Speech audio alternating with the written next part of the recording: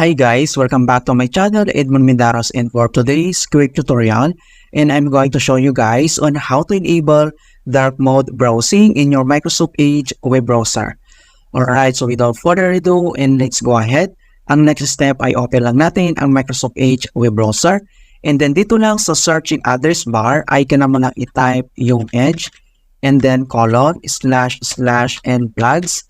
Ayan, so ito yung kailangan mong i-type, Edge, : / and plugs, and then press mo lang yung enter. And then automatic na madirect tayo dito sa experiment. So dito sa search plug ay kailangan mo lang i-type dito yung O2 dark, and then automatic mga kaibigan na mag-appear dito yung O2 dark mode for web contents. Automatically render all web contents using a dark theme pwede dito sa Mac, Windows, and Linux. Kung paano ba ito enable? So, click mo lang itong arrow na to dito sa default, and then select mo lang dito yung enable. And then next ay pop-up yung notifications dito sa baba, and then click mo lang itong restart. And then wait natin. Ayan. So, makita mo dito nag-automatic talaga na nag-dark theme siya.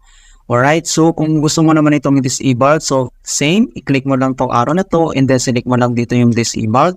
And then next ay ka na mo lang i-click itong restart. And then wait natin. Ayan. So, bumalik na siya sa dati.